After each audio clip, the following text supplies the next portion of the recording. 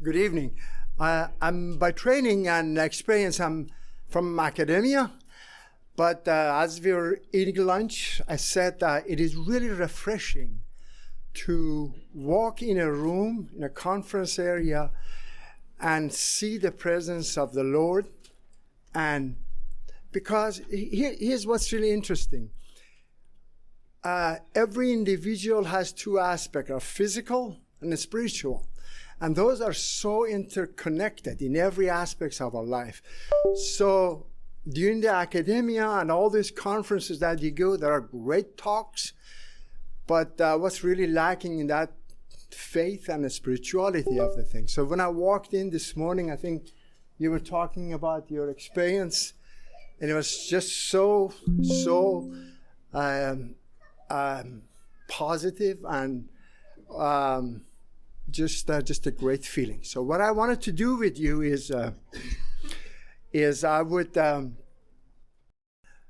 share with you my journey, and then I have a list of crops that I share with you. But so purposely, I chose a series of crops that not only you could grow them in here and hopefully make money with them, but also I know there are a good number of you who are involved in the missionary.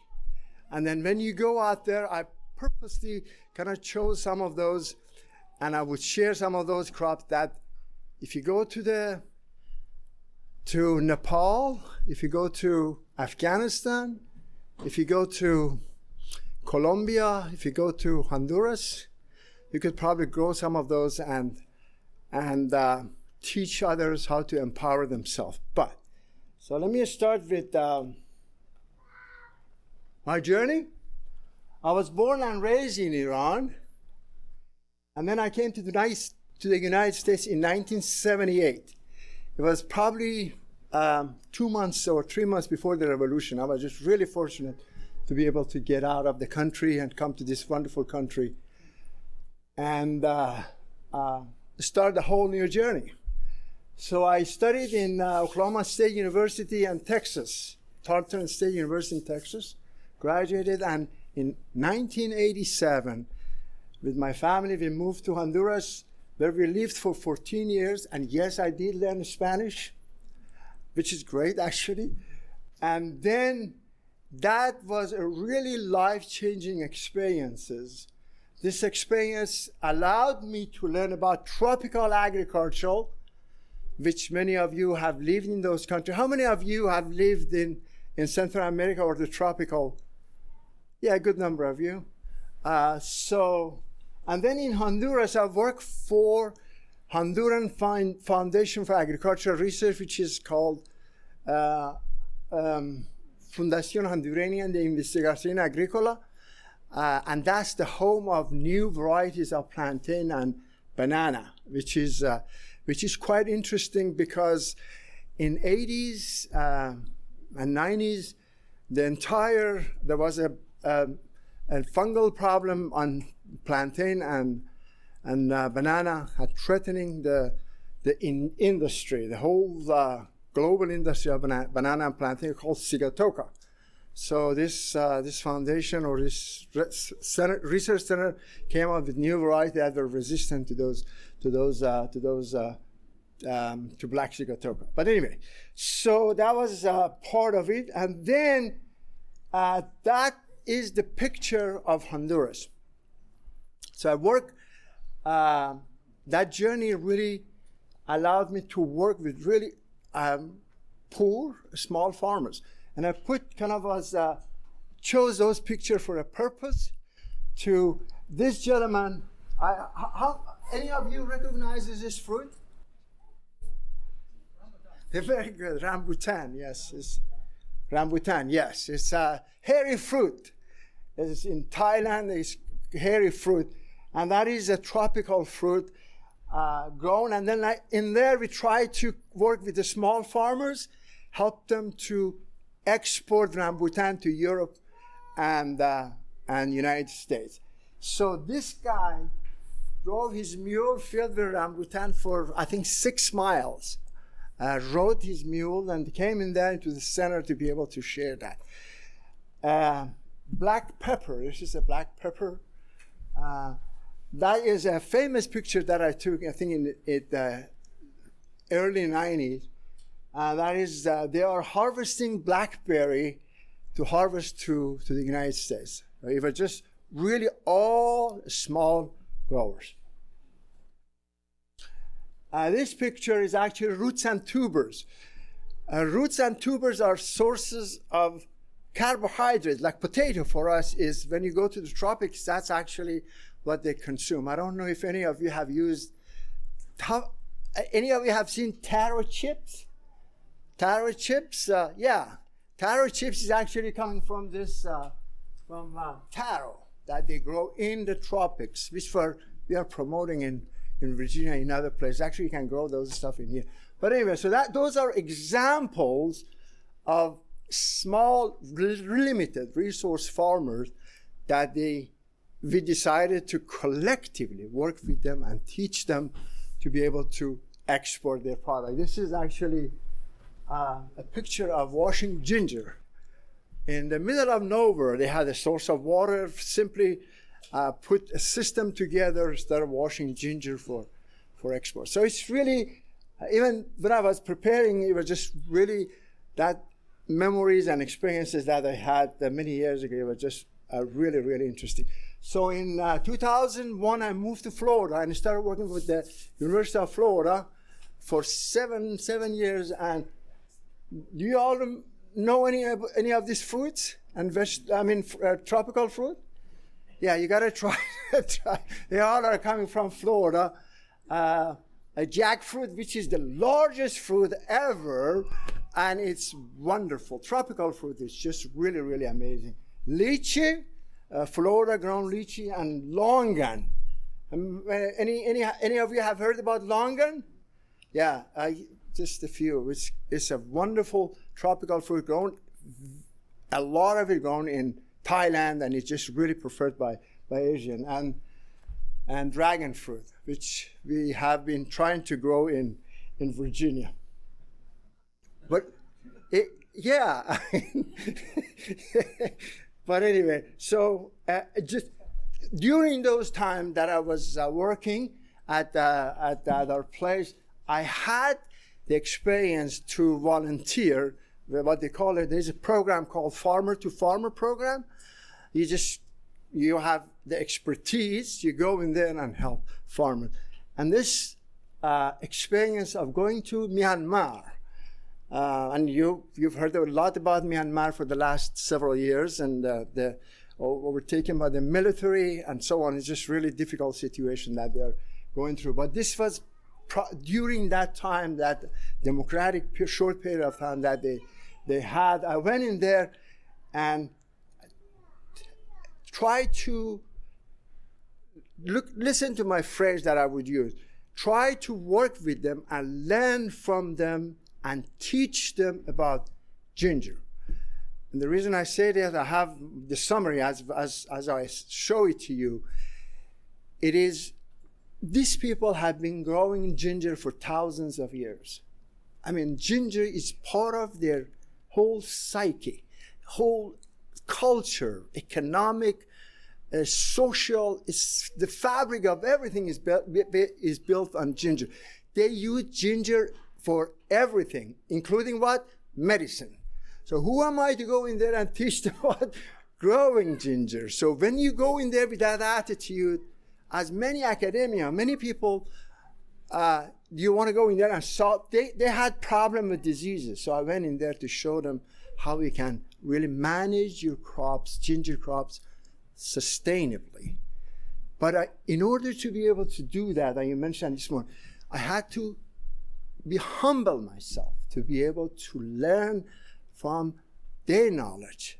And I have, as part of the summary that I present to you, is the local wisdom, which is there. So those of us who go, we've got to realize that in every aspect of their lives, these are survivals. They live poor. Nevertheless, there is that wisdom, local wisdom. And for those of us who are fortunate to go in there, we should be humble enough to tap into that local wisdom. Once you do that, it is just an incredible and joyful experience that you go through. But anyway, so this is part of that experience. And then this is Nepal. I traveled to Nepal in 2019. Again, ginger, to be able to help them with managing their ginger in a sustainable way, because all over the globe there is problem with ginger. So, and then in 2007, we moved to Virginia from Florida, and then I've worked with Virginia State University. If those of you who don't know, Virginia State University is south of Richmond. It's what they call HBCU, historically black university and colleges, and it's just been wonderful, wonderful experience. And then in 2022, last year, in September 1st, I retired after 35 years of work. So here's what I wanted to put things in perspective and share the journey with you. You are blessed and have been given a gift to be in a position that can help others so they can ultimately help themselves. You mentioned that this morning, shared that with us. It's not about us. We are part of that small equation that are in the process to be able to help provide, be a facilitator to help them to help themselves. A small local farmers who have been growing food for hundreds of years, they are good stewards of their lands and the environment. This notion that we have that they destroy, they don't know how to take care of themselves, they don't know how to farm, it's a really false, based on my experience in a technical aspect that I live in those countries. So the story of ginger in Honduras is really interesting, because a group of us, our institution that we knew better than them, we came together and wanted to grow ginger for export, high quality ginger for export at any price, at any cost. So they started deforesting the most beautiful forests in highlands of Honduras and growing what? Ginger. And ginger is very depleting. It depletes the soil very quickly. It's a heavy feeder, just uses a lot of fertilizer. So the poor farmers, what he does, goes to another area next year, goes to another area. In 5 years, the top mountain was gone from forest. So it's not them, it's us, to be able to provide false expectation and false instruction, to be able to not to tap into what? That local wisdom. So the experience that they have in ginger production in Peru is completely different. They have tapped into that local wisdom, local knowledge. They're working with the local small farmers to be able to manage their ginger under cover and what they call intercropping with the forest system to be able to grow ginger. But anyway, so I mentioned that several times. Learn from people and places you visit in every country. You can tap into a source of local wisdom. I think one of the greatest lessons that I've learned during my whole career is this local wisdom. It doesn't matter where you are. Even in Virginia, a few years ago, I went in there to teach them about to convert tobacco growers to grow blackberry and blueberry. And these farmers were so upset. And he wanted to do it because economic, but he was saying, you coming here and telling me about tobacco, that is tobacco this, tobacco that, but you don't know the love story that me and my family has with tobacco. Because the two sons that I have and the daughters that I have, they went to school because of tobacco. So, but again, it's not about good or bad of the tobacco. It's that cultural aspects, the communities, the interconnectivity with their culture of growing and crop that they have. For us, if you go any place, you got to be wise and recognize those.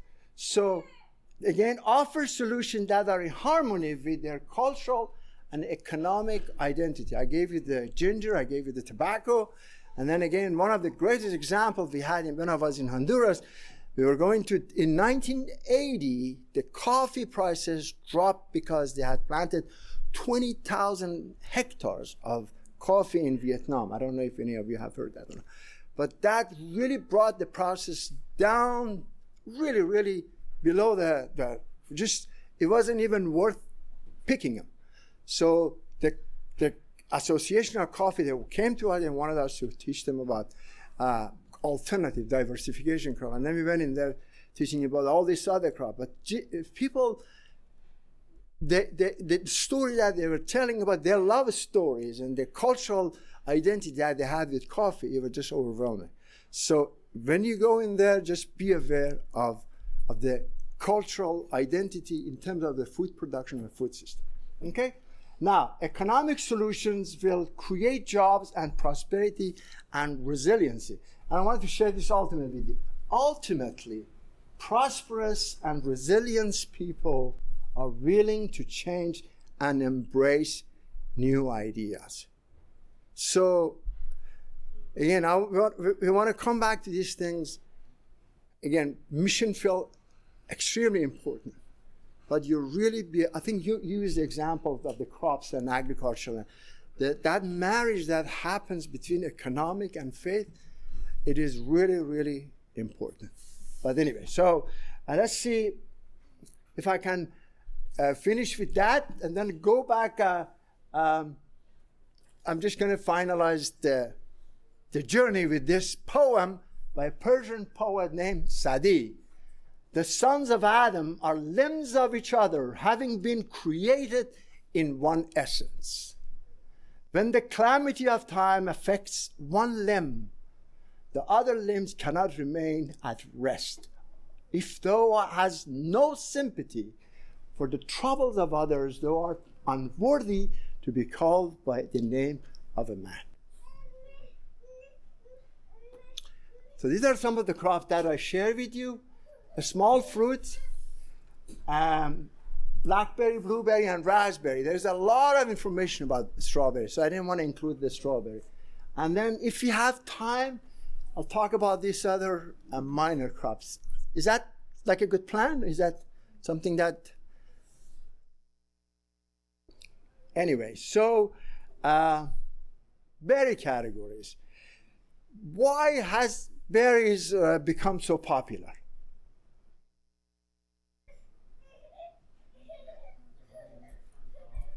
Very good, yeah, they are healthy. In fact, when I was working at VSU, the top number one criterion for us to choose a crop, to promote a crop was, are they healthy?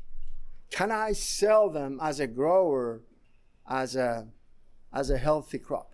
But what's really interesting about this, the health aspect of the crop is, it seems people like me who are the baby boomer, we are looking for the fountain of youth.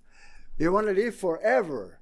So, and what a better way to live forever than eating berries. People wouldn't ask you how much would it cost if something is good for them. They buy it and they pay for it. So that's the marketing aspect of things when you look at what to grow. Can you sell them as an element of health rather than, oh, I'm selling my blueberries and I'm selling my blackberry and so on, okay? Blueberry is native actually to the United States. How many of you are growing blueberries? Is there anybody in here that grows? Oh, okay, cool. Maybe y'all can help me out with some of the stuff. But anyway, it's native actually to the U.S. It's an American fruit. And the health benefit is just on the top. We have healthier fruit, but for some reason they really have pushed blackberry. There's a lot of people recognize blueberry as a healthy.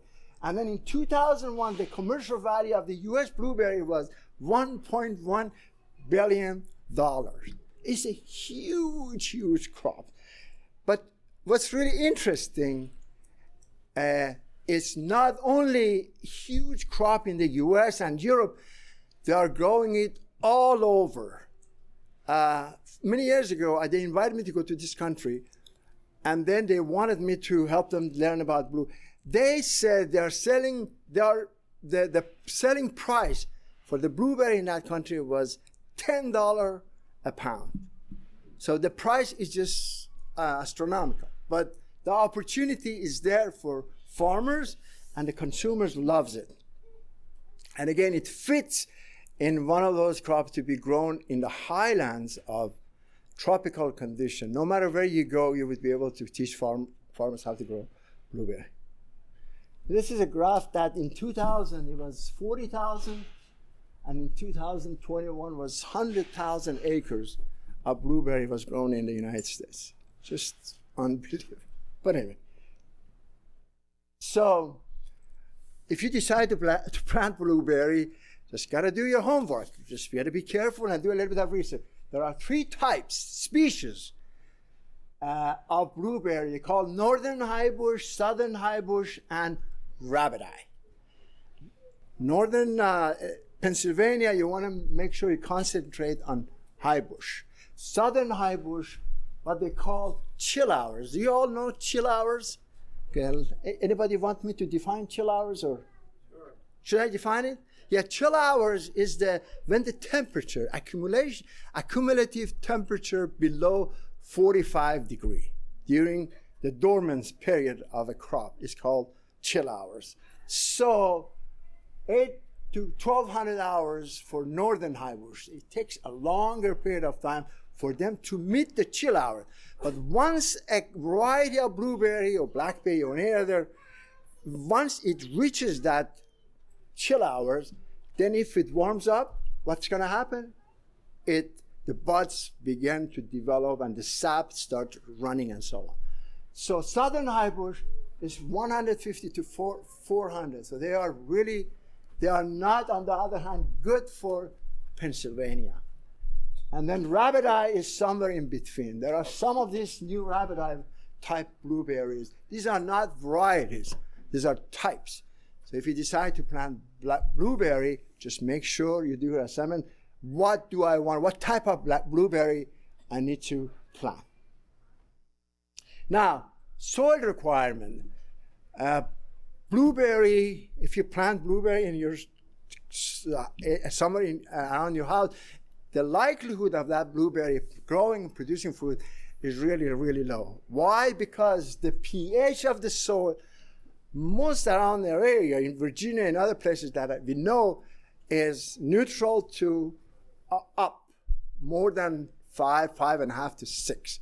So what we need, the blueberry doesn't grow if the soil, pH of the soil is more than 5.5, 6.5. So what we need to do, we need to reduce the soil, the pH of the soil to be able to grow blueberry. And it's really interesting, and I'll show you quickly how to do it. Again, I'm emphasizing on this because it could be applied anywhere in the highland of the tropic or anywhere. We plant liner. And the reason I do this stuff on my own farm, so that's the reason I wanted to share it with you in a really personal manner.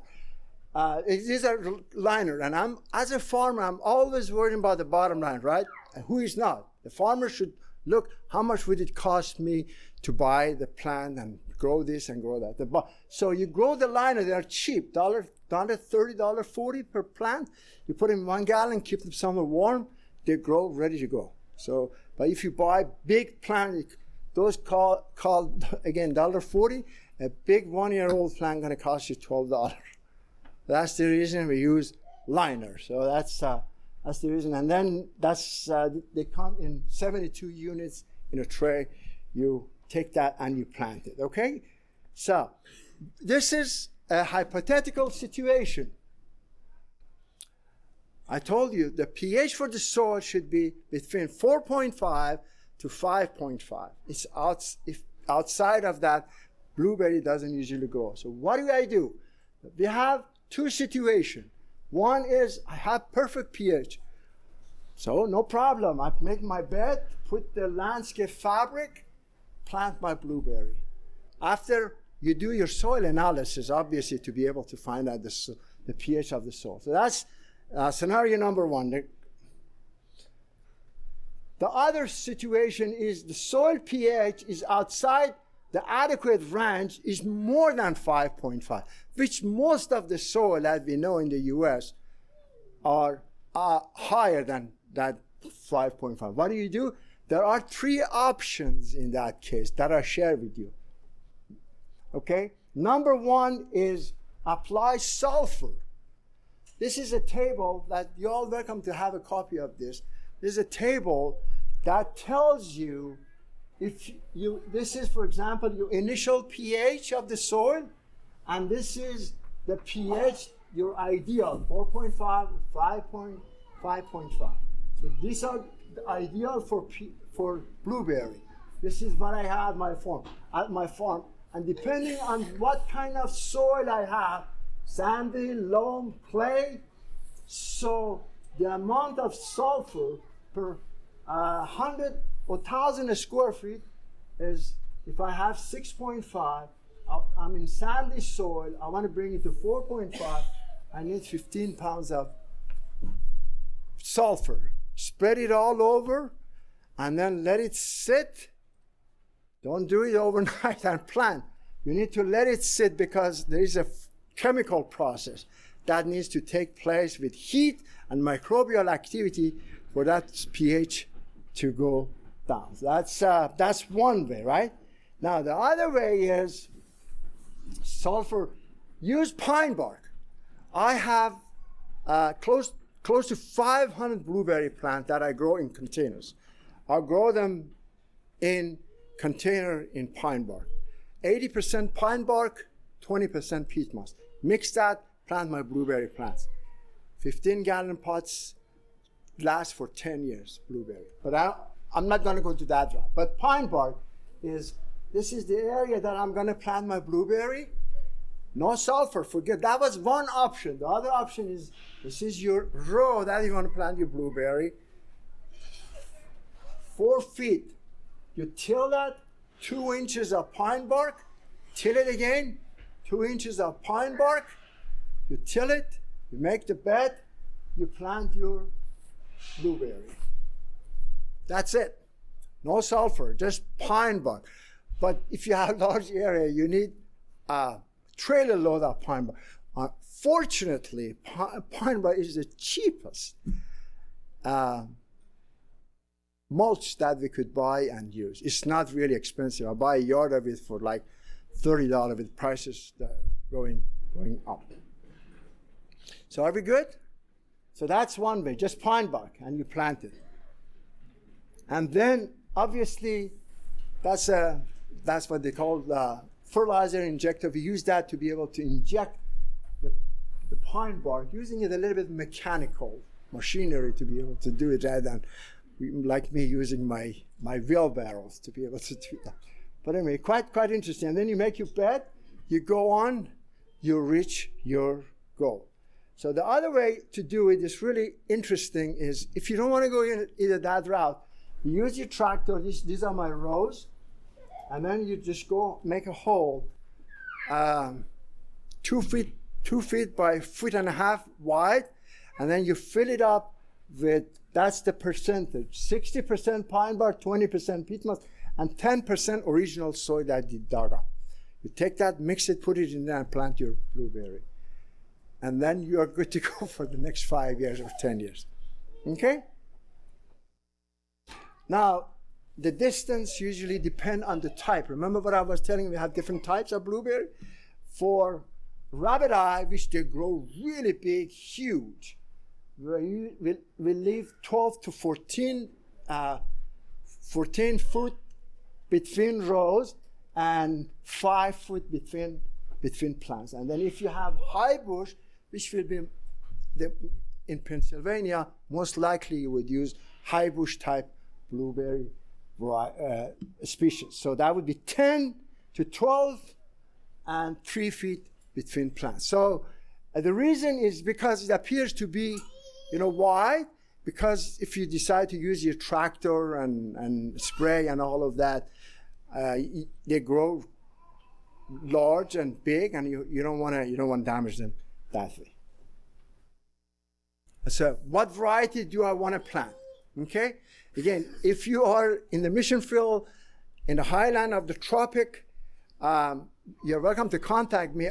There are a series of other varieties that they plant in the highland of the tropical condition. And even in arid areas of Middle East, there are a lot of really different varieties that they plant. In Mediterranean condition, those are different. But anyway, so these are what variety should I plant? Onslow. Onslow, oops, I'm sorry. No, I'm looking at two different slides on the screen.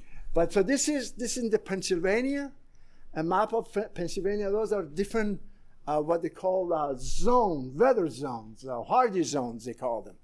So if you look, if you have an area that you have 7A or 7B, you may want to consider rabbit eye. But if you are 6A or 6B, which most of the state is, you need to concentrate on planting northern high bush type blueberry varieties. Onslow is a rabbit eye. So if you are in a location that you can plant rabbit eye, I put it in there because it is absolutely unbelievable.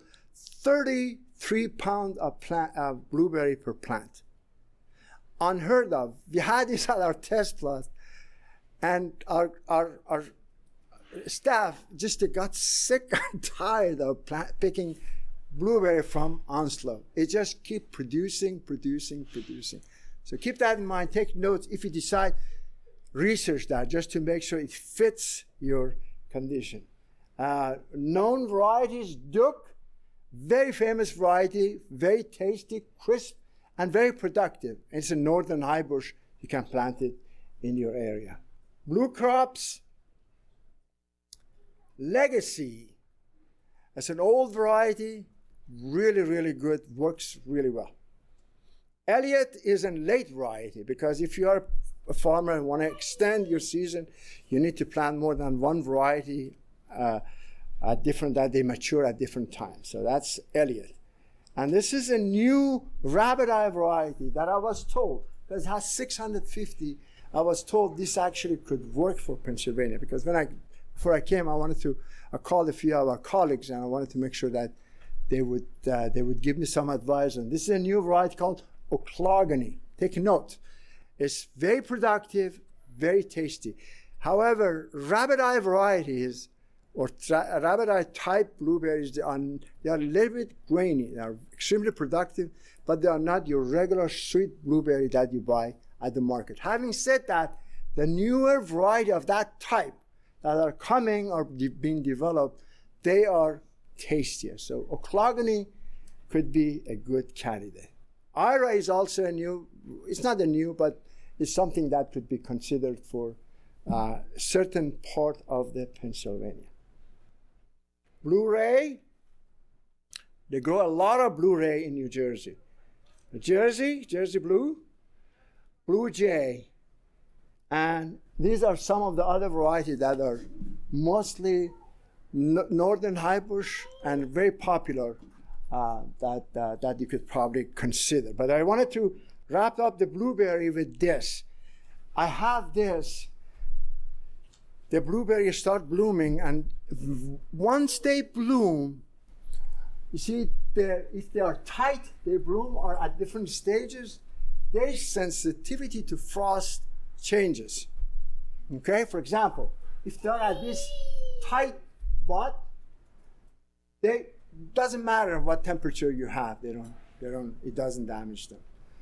But if they start opening up, so let's say, for example, once they get to this, I've got a lot of blueberries that are at this stage, cannot tolerate 23 to 25. Last night, it was 27 degrees at our farm. So, but I have a bunch of them in the tunnel in containers, but I have some that are. So if you grow in blueberry, you may want to forget everything else, but at least take note of that chart. Keep that chart close to you. You want to look at that and say, what stages your production, the flowers on your blueberries are before you take action, I guess. But anyway, so Blueberry is really, really important. The important aspects of the blueberry is pruning. Pruning is such, for all the small fruit, pruning is important, and for grapes and so on. But particularly for blueberry, we need to pay attention to it because it manages the height, because some of this variety could get really, really tall. Okay? And then increases the size of the berries. There are a bunch of them that I don't want to take time and go through it. But so pruning blueberry, very, very critical. Again, particularly the productivity, you need to control it and remove some of the flowers to be able to have good size fruit. So I put that in there. I wanted to show you what is really, really critical in blueberry production is the buds are formed in late fall. So what does that mean? That means you cannot cut those or prune those. Got to be doing some pruning at the end of the season to get this ready for that. And the other thing that you need to be able to be careful is the fertilization, nutrition, because that fall is bud and flower development, and they need to have enough. That's the reason we recommend at the end of the harvest, you need to fertilize. How am I doing with time? Am I doing okay with time?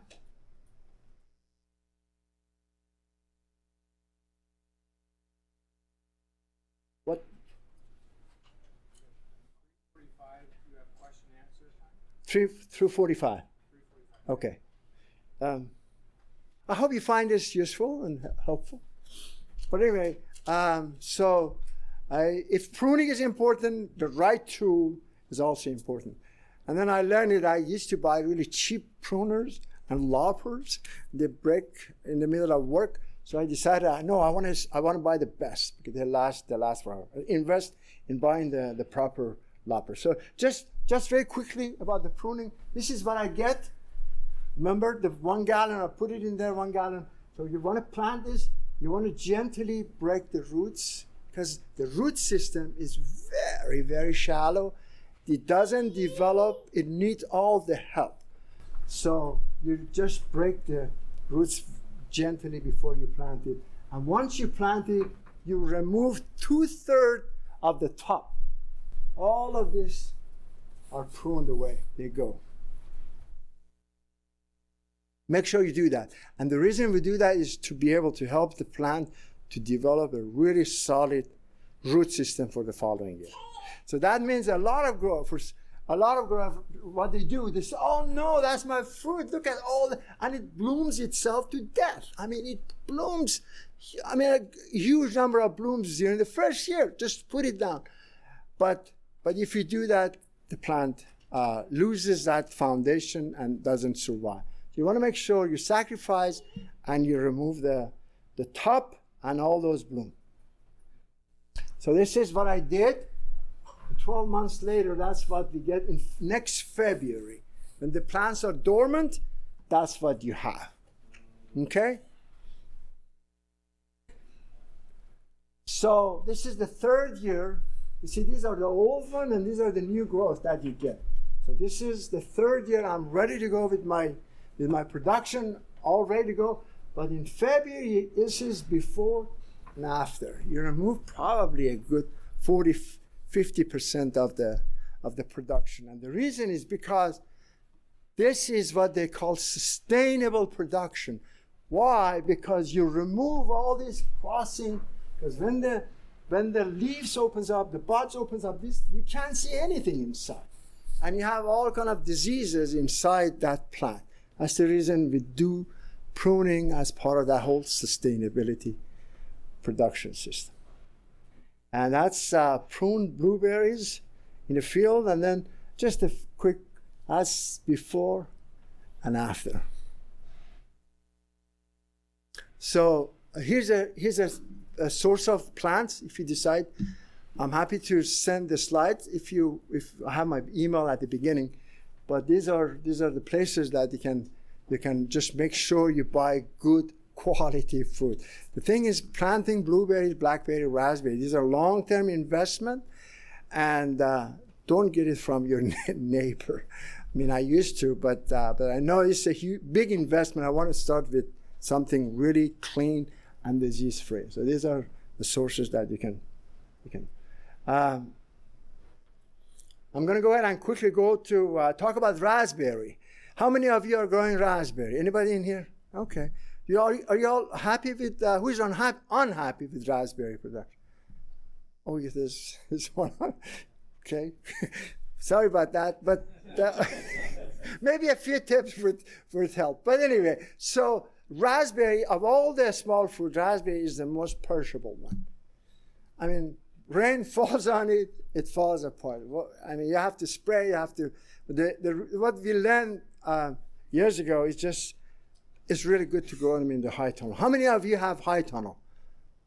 Anybody has a high tunnel? You have high tunnel?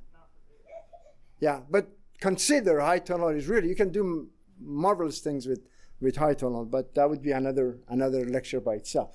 But anyway, so high tunnel, growing raspberry in high tunnel is really interesting. So type of raspberries, I put this in there. Remember, I talk about health and market, all of that. There are a lot of information coming from Ohio State University. Their biochemistry and medical school, they're doing a lot of research with black raspberry. Black raspberry appears from the literature that has a lot of really anti-cancer properties that they are reporting. So the demand for black raspberry is skyrocketing. So, but anyway, if you decide to do that, there are ways to do it, different varieties and so on. But today I'm mostly concentrating on red raspberry, which is the common raspberry. And I grow them in the tunnel. Again, in the tunnel, you want to make sure you give them enough space. Don't plant them too close because they really grow and become a jungle. You want to make sure you give them enough space. Space between rows would be at least 6 feet, and then between plant 2.5 feet apart. So that's if you manage it well, that first fall, if you plant them in the spring, that first fall, you would be able to plant, if you are planting what? Primocane type raspberry, or primocane is what? Ever-bearing raspberries. You all are familiar with ever-bearing raspberry, that they produce 2 crops, and I'll share that with you. So that's in November. I have a picture in here. This is in December, mid-December. I think it was after Thanksgiving. We were still, when I take this stuff to the market, people don't ask for how much we don't argue or discuss the price because it's completely unheated. That is completely unheated, yes. Yeah. Just the mechanical curtains to be roll them up and down.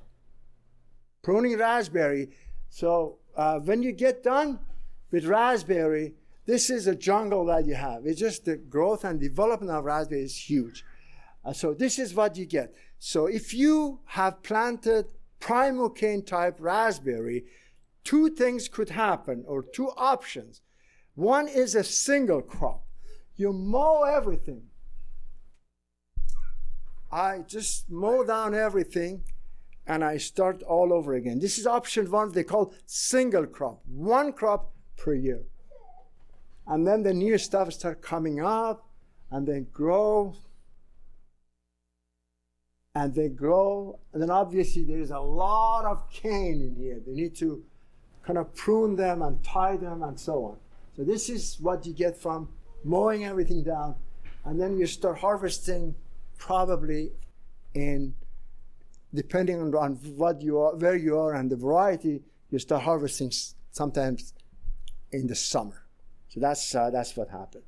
Now, if you want a double crop, these are, again, remember, primocane type raspberry, not floricane, primocane type raspberry. This is the picture that I have. So what I would do of every plant, I kind of leave 4 of them and prune out the rest of them. So what happened is the new stuff beginning to come up, right? But at the same time, these are what the cane that I kept. See that? The beauty of this thing is in Virginia, in tunnel, I harvest raspberry in April on heated greenhouses.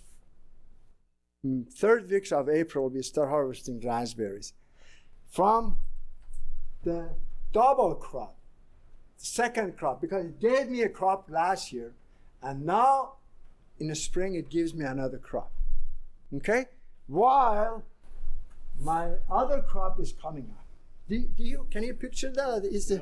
Okay, very good. So, because it's taken me 20 years to understand, and sometimes I feel I'm not really able to communicate it well enough. But anyway, I hope the picture at this helps. So what's really interesting, you see this? This is the beauty of this thing. You see the old and the new one? You go in there, once the second crop gives you fruit, they die. And that's where you go in there and remove them, and you start with your new cane.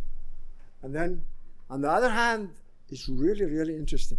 Then you get 2 crops per year from each plant in the high tunnel. It's a wonderful thing that we used to do at VSU where I used to work, and I do it at home at our own farm. Any question about this? Is it yes? What's the difference between overlap? Like, does the one harvest almost done and the next one starting? Or? Yeah, some depend on the variety, but usually this comes and then the market. This is great for the market because it's that spring. You know, the strawberry, people are really excited about fruit, so it's wonderful. And then it keeps going, and then eventually the other one catches up during the probably late spring, midsummer. Okay?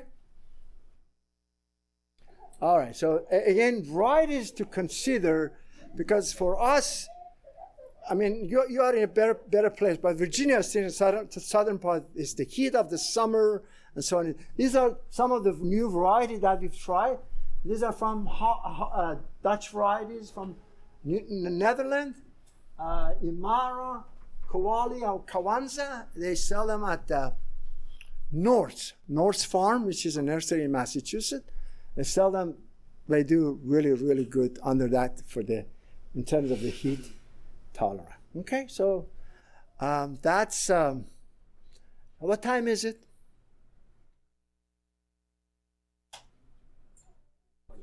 3:20. Just why don't we go for the blackberry? Is that okay if I continue the blackberry? And then once I finish, and then show you the few pictures of those other potential that we could probably discuss it. Blackberry it's a southern fruit, and it's making Back to the Future. It used to be popular, but it's a summer fruit in the U.S.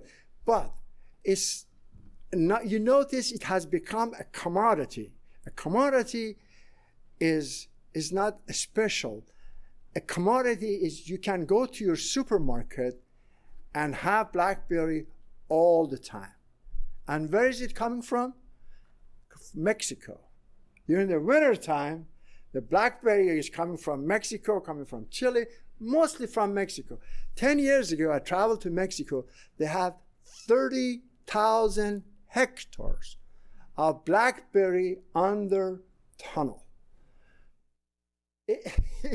Just miles of blackberry under tunnel is not like what we have in here with curtain. It's just a roof, a shade area for wind and rain. So, and they ship blackberry all over the globe. They even sent some to Persian Gulf countries.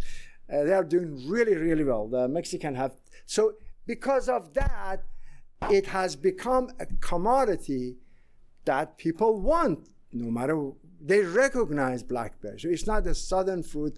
You know, my grandmother made, in Virginia, it's very popular. Every time I talk about blackberry, they would say, oh, I remember I went to pick blackberry with my grandmother, and we came home and made blackberry cobbler. So it's just cobbler is a really popular thing. So, but now it's a commodity. You can have it anytime, any day. So people recognize it, and therefore the market has extended. So this is a blackberry plant.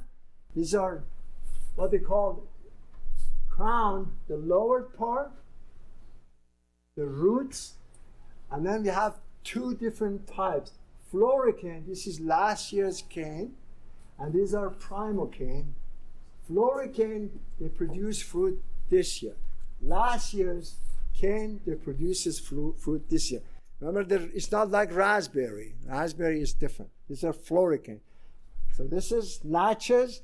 These are our different varieties: Arapaho, Natchez, Apache, Navajo, Ouachita. And this is the Natchez variety. This is my favorite variety. And the reason it's my favorite because it's early. It comes in end of May.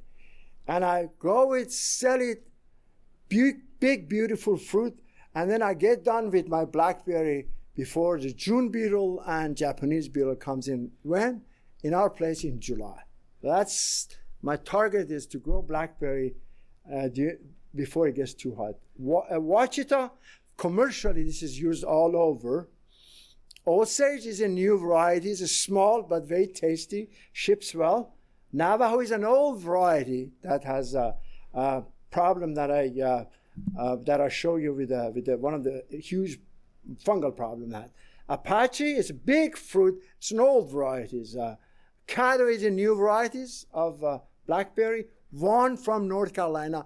I like one. I have a good number of them at our own farm. Triple Crown is an old variety. You don't need to plant Triple Crown. It's the time of Triple Crown is over. Chester, this is the blackberry variety that doesn't have much taste. Commercially, it produces between 15 and 32 pounds of fruit per plant, if you manage it well and provide nutrition and so on, prune it well. Chester, heavy. But anyways, let me just quickly go on. So I put this picture in here. How many of you behind your house have wild blackberries? Yeah, wild blackberry. If you have wild blackberry, get rid of them before you plant your cultivated blackberry. What happens is those wild blackberries have been sitting there for hundreds, thousands, however many years. They have developed resistance to tolerant to viruses and diseases. So if they are there, we say between 300 to 500 feet, close to the cultivated one that you're planting, between 3 to 5 years, they infect your cultivated planting blackberry with viruses and fungal bacteria, a bunch of problems. So first thing you want to do is what? Get rid of your cultivated blackberry, which is a really hard thing to do. It really is, because I do fight with them every year, and they're always coming back. But anyway, so I put that in there just to tell you again, blueberry, blackberry, anything you have to do, buy disease-free, invest a little bit more, reputable nursery, buy good planting material. We plant our blackberry, as I show you with our blueberry, we plant them on landscape fabric. How many of you are growing fruit or blackberry or blueberry on landscape fabric? It's really, really good. That stuff lasts for 5-6 years. They don't fall apart like plastic, other type of plastic. So we plant them, we shape the bed, plant, get rid of all the weeds around it, and then don't use knife to cut your landscape fabric. We use the propane torch to be able to burn it. Otherwise, the whole thing falls apart. Trellises is really important. And then this is my own farm. I don't make a bed because it's sandy soil and has great drainage. So the water comes in and goes. So I don't have to be worried about making a bed and raised bed and so on. So I just put the plastic down and plant my blackberry. Trellises, there are different types of trellises. What they call eye trellises is just one row of wire, and then we have T trellises, and this is what I use, V trellises. This is really convenience, and T post, really cheap and convenient. Again, what I wanted to show this is the pruning and managing of blackberry is really, really important. So these are the last year's cane, what they call it. This is last year's cane. This is this year. The new cane comes up during the probably May or June. They keep coming up. They grow up really quickly. So you see the fruits and bloom on this. So this is florican. This is last year's cane. Gives you fruit this year. Okay. Once you get done with this, you need to remove this. Open up a space for primocane. Primocane. This is primocane. This year's cane, and then you tip it and you let it produce lateral for next year. So this goes through chilling.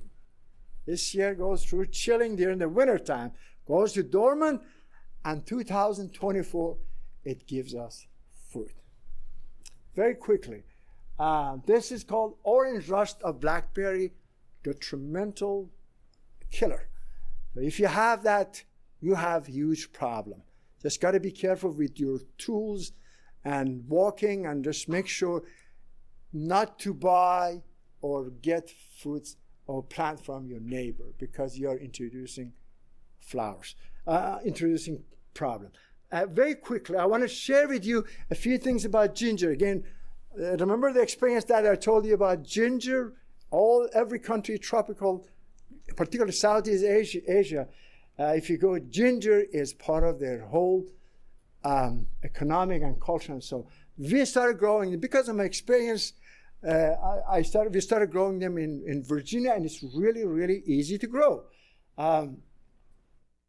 And ginger is really good for you. And I don't need to share this with you, because they reduce fever, they're good for coughing, for blood pressure. There are all kind of benefit that come from consuming ginger. And I use it every day. We have a pot of a coffee pot filled with ginger tea sitting there 24/7. It really is. That's actually part of our daily drink. Growing ginger, you plant ginger vegetatively. You plant a piece of ginger with a couple of eyes. And this is the secret that have taken me all over the globe. Really, concept simple. This, because it's grown vegetatively, it needs to be clean and disease-free. And if it's not, then you have problem. And that's simply that I tell, when I go around the different countries, and I just tell them, you should concentrate to keep this clean. And these are the criteria or standards to keep your seeds for next year clean. So this is the seed that I plant. I plant them in Virginia. We plant them in 1 gallon containers, keep them in the greenhouse until they sprout, and in 2 months they grow like that. We have a recipe of peat and a compost. We mix and put it in a heated area. You need to have at least 73, 75 degree temperature to be able to break that dormancy of the seed piece so it sprouts. Otherwise, it's going to sit there for a long time. And then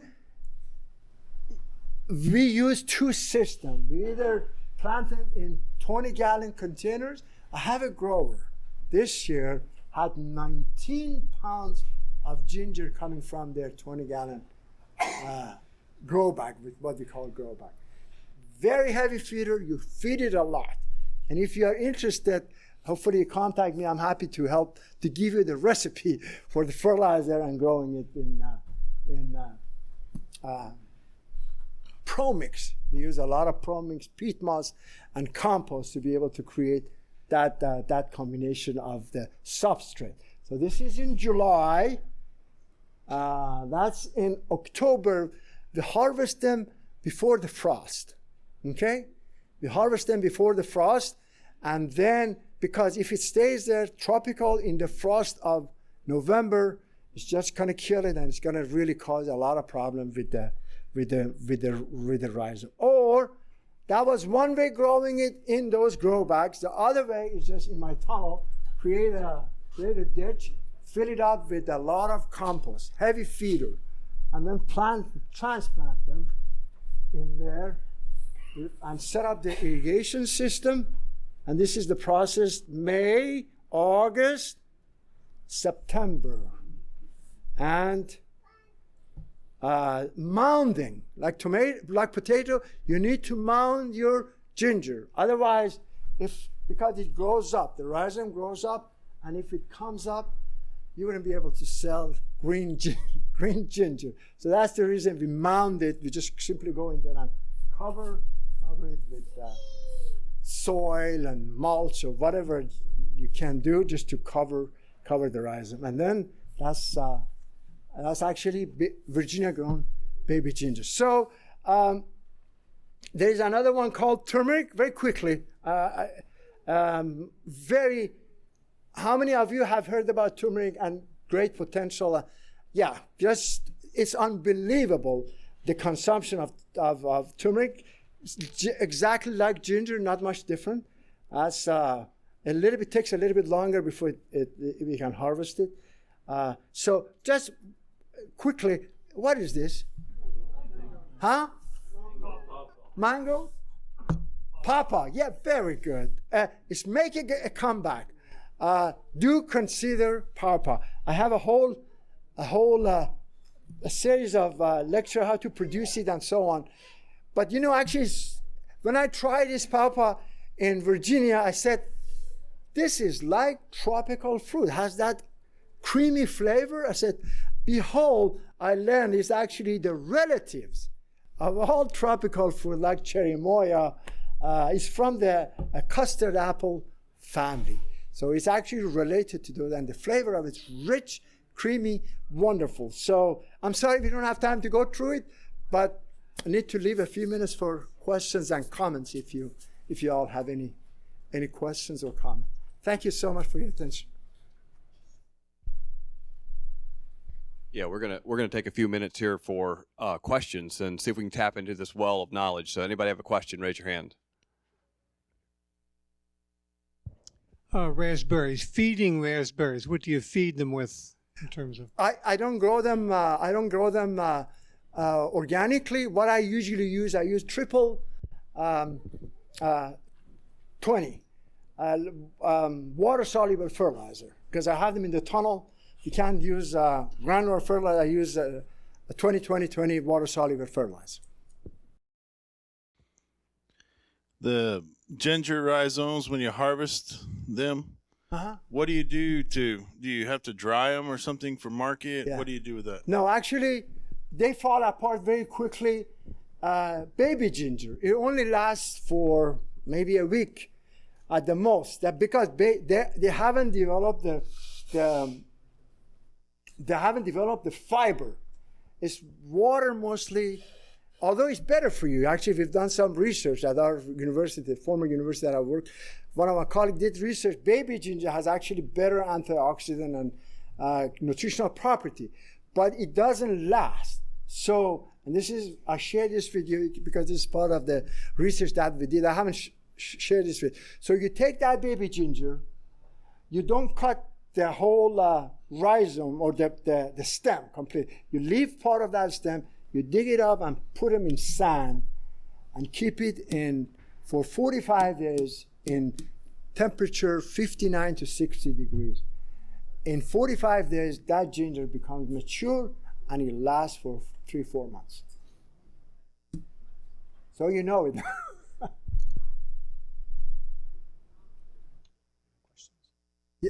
Yeah, go ahead. So a little more about that. About what? So a little bit more about the ginger. So I've been growing baby ginger in central Pennsylvania. So are you saying with the method that you're talking about, I could save for my seed the next year? Yes, of course. That's what I do. Yeah, put them in put them in sand. Actually, those of you who are interested. At 50 degrees. Huh? In sand at 50 degrees. 59 to 60. Degrees. 45 days mature. And those of you who are interested in seed pieces, we have a grower, not this year, next year. We have a grower in Virginia that actually are dedicating to seed production. Yes? What's the best way to grow pawpaws? Best way to grow pawpaw is two things. You buy grafted plant, definitely, and then, yeah, just gotta buy the developed varieties. The old pawpaw that you go find from the riverbed stuff, those are small, old stuff filled with seeds. That's good, but try the newly developed Allegheny, Shenandoah, sunflower. These are developed varieties. The seeds are smaller, much bigger in terms of size, and the experience is completely different. Let me see if I can I need to recognize these two. Neil Peterson dedicated his whole life to development of pawpaw, and then Pumper from Kentucky State University. They were really the leading. And if you wanna learn about pawpaw, better read the Pawpaw book. It's a just fascinating story about that. I just put that in there. This was part of my talk. If you go to Afghanistan, Middle East, some of those old Russian blocks, saffron is a really, really important crops in those areas. But more question? Yes. I was wondering if you could grow like blueberries and blackberries in desert conditions. Yeah, they're growing it in Morocco. Yeah, absolutely. Yeah, but what's interesting, I should have put a picture in there, that the industry is actually going toward container grown blueberry production. Again, I explained the root system is really shallow. A 15-gallon container, easily 10 years, it can be put in that 15-gallon container. Try it. The substrate, 80% peat moss, pine bark, 20% peat moss. That's what I do myself. Yeah. Do you have a source you could point us to for getting grafted pawpaws? Not with me. Yeah, there is I can send it to you if you share with me your. Yeah, absolutely.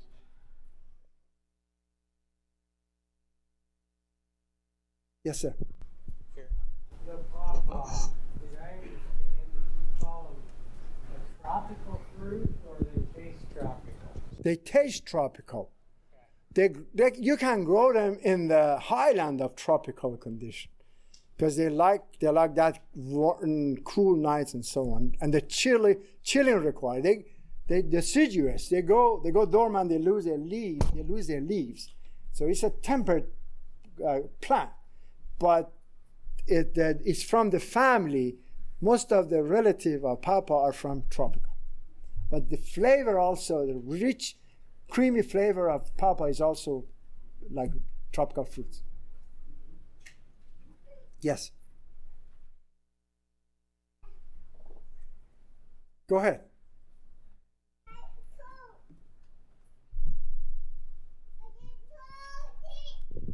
When you grow raspberries in a high tunnel, what do you do for pollination? Oh, I don't do anything for pollination because I have a lot of bumblebee. But if I confront, I buy the commercially available boxes of bumblebees that you bring in and then you release them. Commercially, they sell bumblebees. But we are fortunate that even if you have 50, 55 degree, they're in. And once they get in, I can roll up a curtain and keep them there and let them pollinate. Okay, we have one last question. Anybody?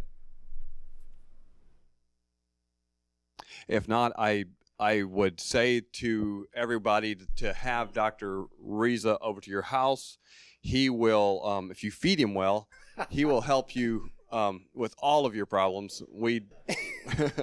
We had a lot of fun talking together. We just you just can't get enough time with that much knowledge. So, yeah, I just would recommend any of you to have him to your house. Sure, and I appreciate that very much.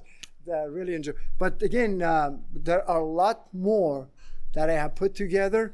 So if you need more information, just an email or a phone call will do it. Thank you.